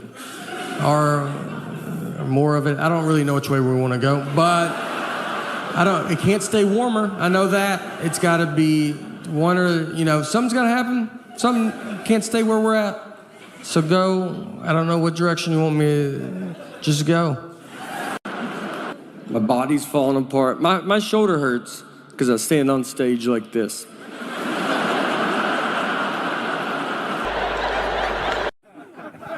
I can tell you one thing that's gone forever is coughing in public. That's a wrap. I mean, you drink water wrong at a restaurant, just go walk in traffic. The whole restaurant just stops. Your table would be like, get out of here. Get out of here. And you know who that's going to hurt the most to cough in public? My parents. That's what I feel, because that's one of their favorite things to do is cough in public. They love it. That's all they do. They cough everywhere. My dad's choking constantly. Just always, if he's not choking, that's when we get worried. That's how much choking he's doing. We go to a restaurant, and they're like, is your dad okay? I'm like, oh, yeah, that's just what he does, We've been traveling. I've been traveling all over the country during this COVID, and what I've seen is, look, in the middle of the country, they're doing good. I went to a NASCAR race. They all had their mask on. They're doing what they're supposed to do. A lot of people are doing it. We're trying, A lot of stuff, we take our temperature. I went to Buffalo Wild Wings. They took my temperature. You gonna tell me that teenager doesn't know what he's doing? Is that what you're trying to... You don't think he's going to doctor school? That's how he gets started, is he takes temperatures, and he's like, all right, 45 degrees, you're good. Yeah, you're like 60 degrees from a problem. So I don't, and they're not even worried about it. They just don't, 57 degrees. You're like, yeah, I'm dead, dude. That's not good. I asked one guy, I was like, does that even work? He goes, I don't know. When it beeps, I just tell him to go ahead. I swear one kid said beep. I don't think his beep worked. And he goes, beep. And I was like, was that? And he goes, yes, you're fine. they did a thing on 60 Minutes about, like, do you know you can buy a tiger here? Like in this, like if you guys want to buy a tiger tonight, I could get you in touch with someone that does have tigers. I don't know if I can. It's a real, you can buy a tiger here in the US. They did an undercover like reporting on it. And my favorite part was they asked the guy that sells tigers, they were like, so do you think it's like too easy to buy a tiger in this country? And the guy was like, yeah, it's like, it's way too easy. And you know what? That's why America's the best, all right? I didn't even know you could buy tigers. Like, I would have been embarrassed to ask. And then I come and find out I don't really have to jump through hoops if I do want to buy a tiger. It's not an all-day thing, it's like an hour. I'll be right back with our tiger. And everybody wants to take away guns, you know, it's like we gotta get everybody's guns. But then that makes me nervous, because I think if you take away guns from people, those are the exact same people that will buy tigers. And that's a much bigger problem, all right? Like, you're probably gonna be like, look, here's your gun back. And they're like, no, I'm good, dude. My tiger is way better than my gun. My gun missed all the time. My tiger rarely misses.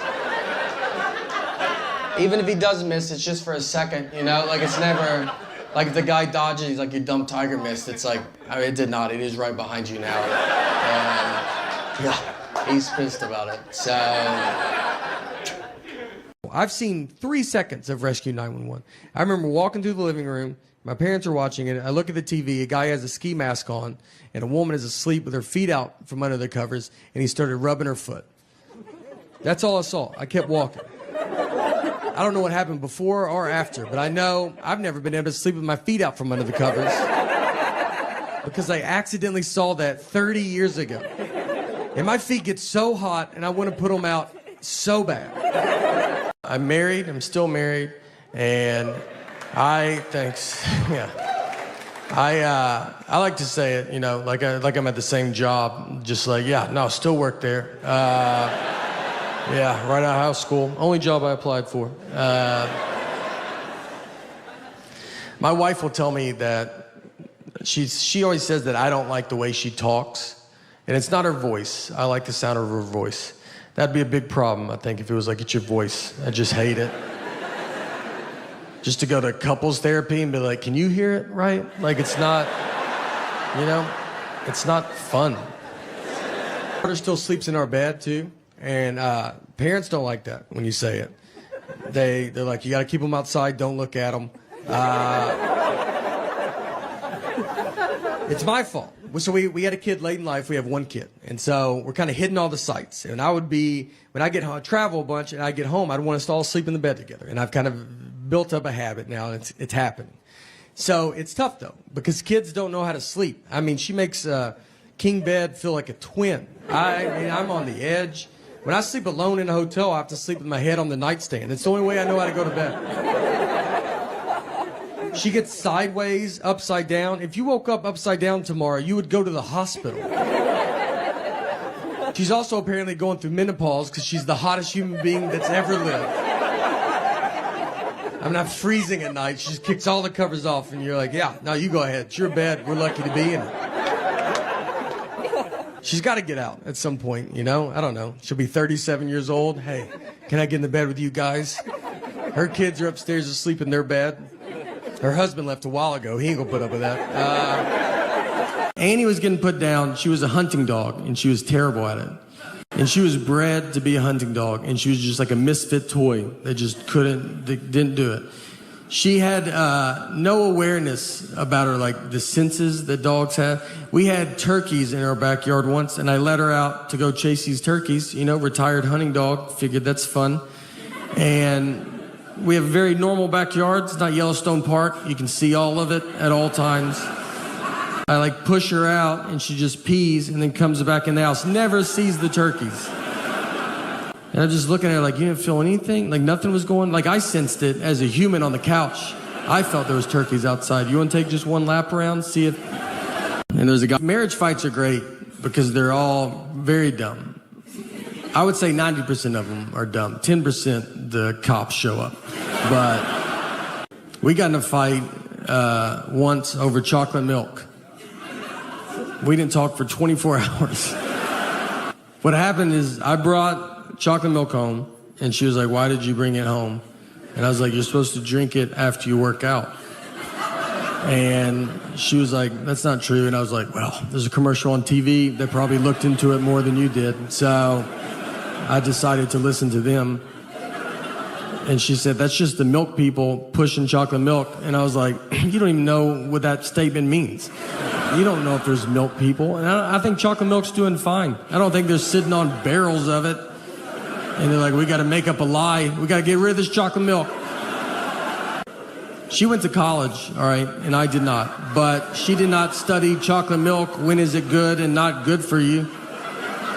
To be fair to her, though, I do not work out. So, you know, but I was probably going to start, and I needed to get all this stuff there. Do you ever get in those fights, like you'll be at home, like by you and your spouse, and you guys are not talking to each other, and you're in the house together, no kids, the house is quiet, and you just stay on opposite ends, and then you pass each other in the hallway? That's like the funniest part of it, because you don't live in a mansion, you have one hallway. And you just didn't time it out right, and you just have to walk by each other like strangers. You're like, oh, excuse me, sorry. They live in a little house together, and that is where you learn how to make drama. You get... Then you would play house, like you would like fake vacuum. Just fake vacuum with your friends. That was awesome. And it's weird, because like when I see my wife vacuum now, I'm like, she is living her childhood dream. She's made it. As a guy, we don't have any of that. What do we play fort? You got to keep everybody out of where you are, especially girls. The only toys we had were Transformers and Ninja Turtles. Those are not even real things. None of them had wives. They weren't married. I never played with my Ninja Turtles, and I had them going to fight Shredder. And then Michelangelo was like, hey, can y'all give me 2 seconds? My wife just showed up, and she looks furious about something. What do you want from me? And she's like, what are y'all doing? What's that April skank doing here? You're like, listen, she's a reporter. I got in trouble with my wife because, like, on her last birthday, I got her an oven. All right, pretty nice oven. Take it easy. And the reason I bought an oven, because, like, I know, like the vacuum, her other favorite toy as a kid was the Easy Bake Oven. So to go with her big girl vacuum, I got her a, like, grown-up adult oven. Like, there was heart behind it. Like, that's not, you know, like, that's not impressive. If she came home and bought me a truck and it turned into a live robot, I would lose my mind. Freak out. One of the best fights we got in, the fight wasn't good, just ridiculous fight, was over the saying one fell swoop. Just over this saying. And if you're a newlywed, you're like, well, that doesn't make sense. You're right, it doesn't. This is a double-digit married fight. This is when you've already done all the dish fighting or the putting your clothes away fighting. This is when they're trying to mentally break you. They got you almost how they want you, and this is the one that sends it over the edge. So my wife, she wanted to go visit her parents one weekend, and her parents are divorced, and which has been hardest on me, to be honest. That's something people don't talk about, you know? When you marry into divorce, I mean, they divorced because of her, not me, so why do I have to go to 50 different houses? So she wanted to go visit her parents, and she said, I want to do it in one fell swoop. Now, I've never heard my wife say the phrase one fell swoop. We've been together 20 years, she's never said it. And it felt like someone that day told her, hey, you should start using one fell swoop more. And she goes, I'm about to call my husband, and goes, perfect. Use it 40 to 50 times on him. So she calls me, and she goes, I want to go visit my parents, and I want to do it in one fell swoop. And I go, all right, let's do it in one fell swoop. She goes, I want to do it in one fell swoop. I go, let's do it in one fell swoop, you know? Let's swoop it up, I'm down. And she kept saying it, one fell swoop, one fell swoop. I mean, over and over again. And then when she went to describe this one fell swoop trip, she goes, we'll go to my mom's, come home, then go to my dad's. And so I just, like, waited, and she didn't say anything, and I just go, that's not what one fell swoop means. And instead of possibly just being wrong, she goes, I know what one fell swoop means. I go, yeah, it doesn't sound like you do, all right? And we have the same last name. I can't have you out there in a one fell swoop conversation. What do you think two birds, one stone mean? Let's just go through them all. I don't know if you know any of these. She hangs up on me. So I get home, and you know when you walk home and you've been in a fight, and you're like, all right, how long is this fight? Is it happening still? Is it over? I don't know. I got to fill it out, you know? She never uses words like sorry. I'd love to hear that. I mean, that's a word she definitely doesn't know what it means. And I say it all the time. I walk around the house with just a sack of sorries, just handing them out all day. I try to give her some, like, would you like to carry some of these? She's like, I don't have pockets, so I'm good. We didn't talk that whole night. I mean, we're just sitting there, our daughters, like, we're watching TV, eating, and I'm like, hey, you know your mom's crazy, right? And she's like, did you do your homework, or you don't be dumb like your dad? And then your daughter's just like, are y'all lunatics? So I'm laying on the couch, and my wife just came over, and she kisses me goodnight, and then she went to bed. And that was it, you know? That was like, I felt like it was her sorry, I guess. But she didn't say it. And so I was like laid there, and I'm just thinking about it. And you think about it a lot, because you're like, all right. Because you learn the longer you get married, sometimes it's like, just let stuff go. You know, who cares? And the next morning I get up, and I kind of still wanted to talk about it. Because we didn't talk all night, you know? So I went into her, I was like, look, I got to tell you, I mean, it's just not what it means, you know? And that got it going real good. But I felt so good about this argument, you know? I thought about it all night. I was like, you got this one in the bag, man. You should bring it back up. I'm not trying to date her anymore. I'd like to win a fight. We're going to die together. I almost woke her up in her sleep. That's how much I was so excited. I almost just started shaking her going, it's not what it means. Our marriage almost ended in one fell swoop. So she runs everything because she knows everything. Like, I don't know any stuff. Like, I don't know how much money we have. Like, could not even ballpark it. I don't even know where it's at. And I wouldn't even know how to get it if I had to get it. What bank we go to? I don't know. Like, you know, I can't get robbed because, like, if some guy's like, let's go to the ATM, you know, it's like, well, I guess we gotta wait for my wife to get here. She can't leave me because I wouldn't know how to get stuff, you know? Like, she can't even die. If she starts dying, I'll die so much faster than her because I don't know what to do. Like, I don't have to call her mom and be like, hey, did she ever bring up bank stuff to you at all? Did you ever talk about that? Or what did she do for a living? Do you know? What was her deal? Me and my wife fight a lot, like normal, you know, like normal fighting. It's easy to fight when you're married, I think. Marriage and prison are the two easiest places to start to fight. Everybody's really tense and on edge. You know, no one remembers why they got there. My wife will get mad, like, when I hang out with my buddies. She's always like, oh, you always have so much fun with your friends. You always laugh with them a lot. You know, you never laugh that much with me. It's like, yeah, I hang out with professional comedians. It's a pretty good time, you know? Like, they make jokes, new jokes every day. She doesn't make jokes ever. She makes a lot of lists. She does do lists, though. I mean, someone be like, you want to try this? And I got to get her involved? I'm like, I don't think so. I don't know how long to microwave something. I have to ask her every time, as if her family invented the microwave. My wife and I, we met at Applebee's. And before I ever started comedy, I was a host and she was a server. And someone asked her recently, they said, hey, do you think, did you ever imagine when you started dating that your lives would become all that it's become? And she said, well, when I met him, he was a host, and I didn't think he was smart enough to be a server. So, yeah, we've got a little bit farther than I expected, you know? I told her I want to be a server one day, and she's like, you keep dreaming that dream, all right? I think if you try hard, you can get that menu memorized. So I'm the dreamer of our group. You know, I feel like in a marriage, you have one of you is a dreamer. You know, money's not real. Let's have fun. Let's go do fun stuff as much as we can. And the other person hates fun. And that's how you make a marriage. You can't have two dreamers. You're going to be homeless in an hour. You need someone that just walks around. Is fun happening? I'd like to put a stop to that. Are y'all having fun? Stop it. Is the air conditioner on? Turn it off. I married my dad, is who I married. My dad, who I thought air conditioning cost $100,000 a day to run it.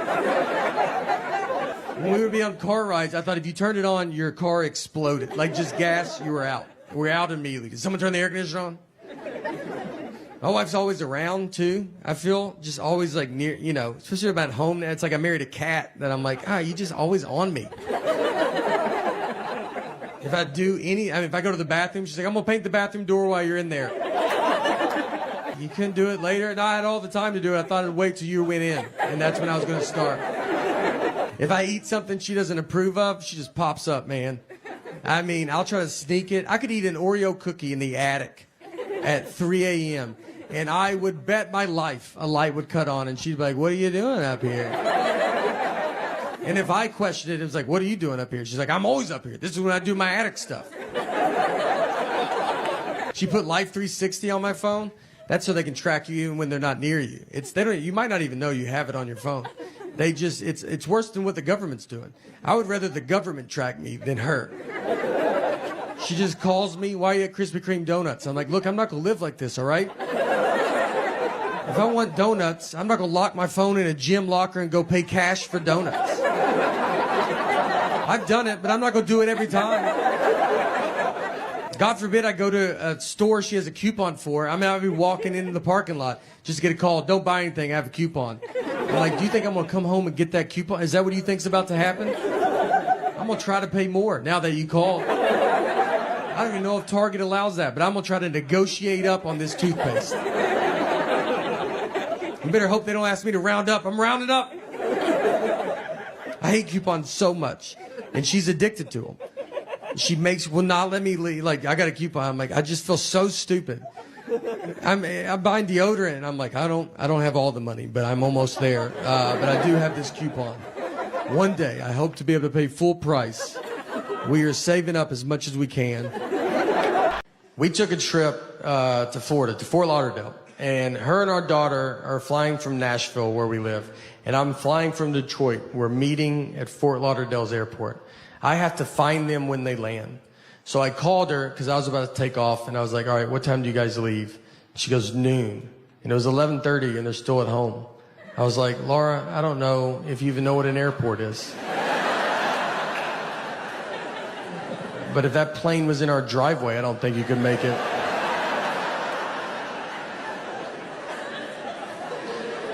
And she said, that's what time we leave for the airport. Our flight's not till 1:30. And I was like, all right. So what do you think I wanted to know when I asked that?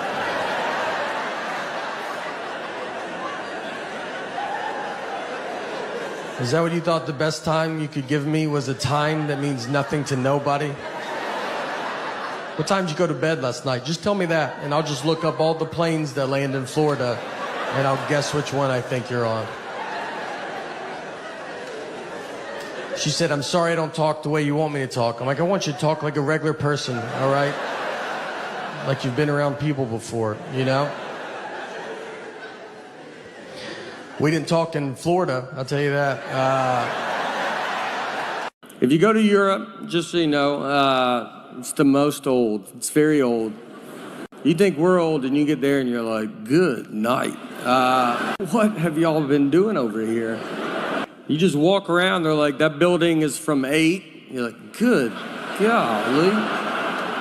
By 6 p.m., it's like, how are people out? Why won't the sun go down? I was all remedial classes. It's like, they don't care. First memory of my life is I was 5 years old, and I remember my mom walked me out to the front yard, and my dad pulled up with this old red Mazda. He's dressed as a clown. That doesn't even faze me. That's just how he left. How else would he come home? And the Easter Bunny was in the passenger seat. That's the first thing that I remember to my life. If you want to know how you get into comedy, that's a pretty good nudge. I got in trouble with my wife because, like, on her last birthday, I got her an oven. All right, pretty nice oven. Take it easy. And the reason I bought an oven, because, like, I know, like the vacuum, her other favorite toy as a kid was the Easy Bake Oven. So to go with her big girl vacuum, I got her. So to go with her big girl vacuum, I got her a, like, grown-up adult oven.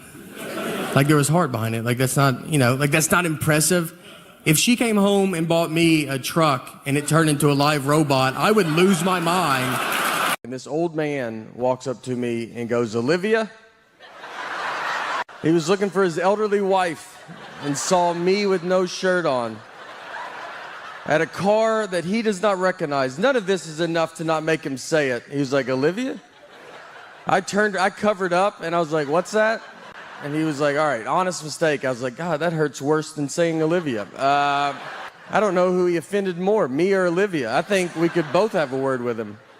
I'd love to meet her, though, I'll tell you that. Do you ever get in those fights, you and your spouse, and you guys are not talking to each other, and you're in the house together, no kids, the house is quiet, and you just stay on opposite ends, and then you pass each other in the hallway? That's like the funniest part of it, because you don't live in a mansion, you have one hallway, and you just didn't time it out right, and you just have to walk by each other like strangers. You're like, oh, excuse me, sorry, yeah, no, go ahead. She'll be watching TV. I'm like, ma'am, are you watching this? I couldn't tell. I was going to change it if you weren't watching it.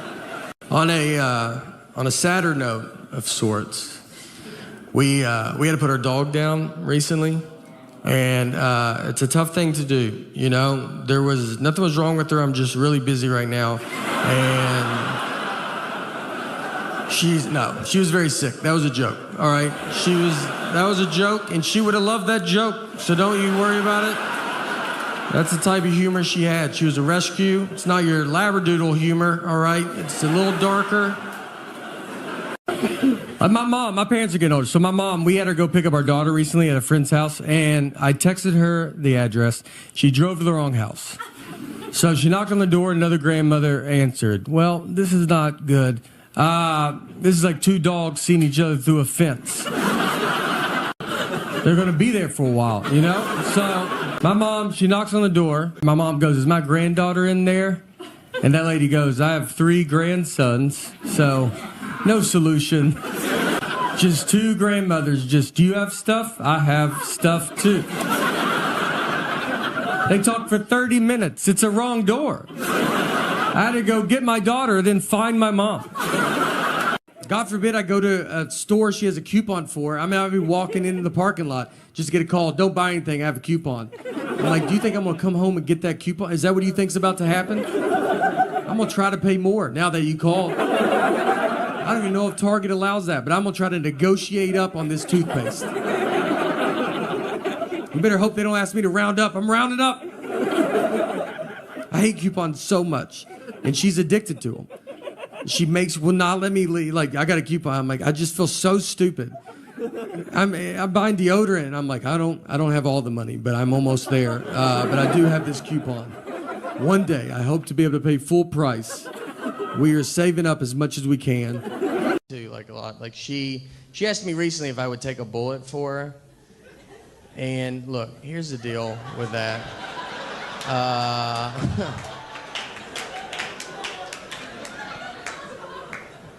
For starters, she runs with a pretty rough crowd, so it's probably going to happen. Now, I did tell her yes, but like, honestly, the reason I said yes was like, you know, how fast is a bullet? Oh, it's like fast, right? Like, you don't hear a gun go off and you're like, oh, I should get over there and get in front of that, right? Like,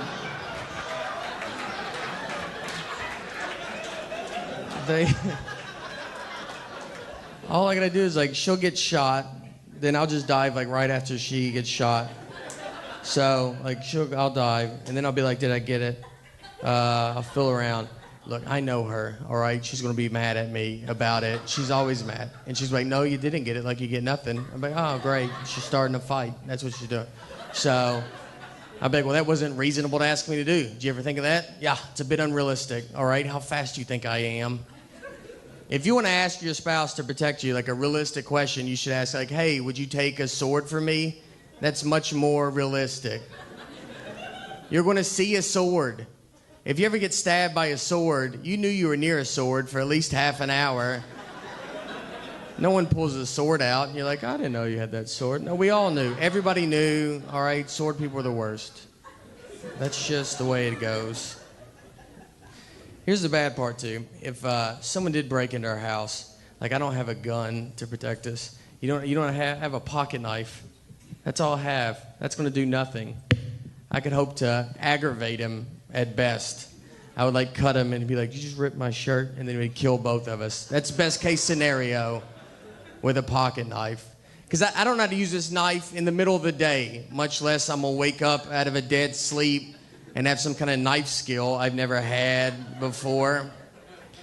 So what we do is me and my wife, we have to sleep strategically in our bed to prepare for an attack. So Now, she really doesn't know it's a strategy. She just thinks she's closest to the door to be away from the air conditioning. But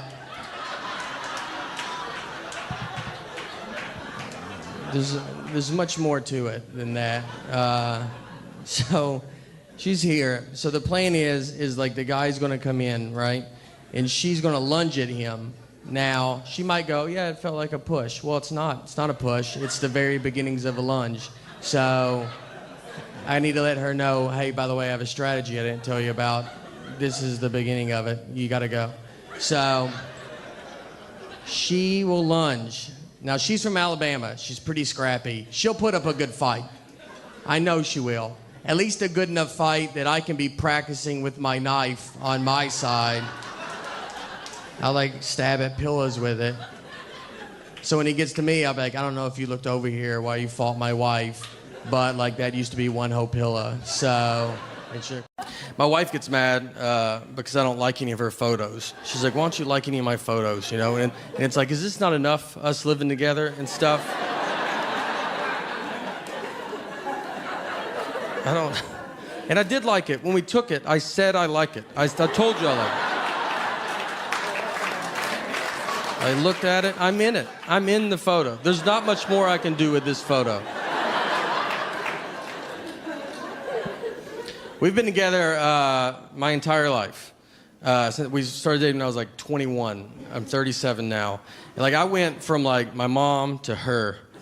So I don't even know what it feels like to not have some lady be like, I don't know if I would do that, you know.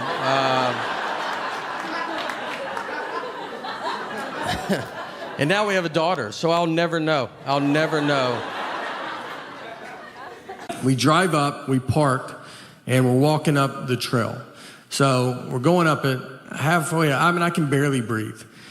And this couple's coming down, so I stopped them. I was like, hey, is this enough where we're at? You know, is this like, you get it. Like, we're not trying to live on this mountain. And the lady goes, I'm 75 years old, and I did it. And I was like, all right, maybe that's why you didn't hear the question that I asked. Everybody's pretty cocky on the way down. I mean, there was women with babies. They had 3-month-old babies strapped to their chest. I was like, why would you bring that much extra weight with you? I left my wallet in the car. They looked exhausted. I'm surprised they're not just babies left up there, and rangers have to come down. Whose baby's this? That's ours. We're gonna let it grow up and come down on its own.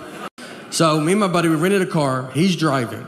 On the way out there, I see a dead horse just laid out in this guy's yard. And I've never seen that before. And I was like, man, I bet you don't think about that when you buy a horse, it dying. You know, what do? That's a huge thing, dying in your yard.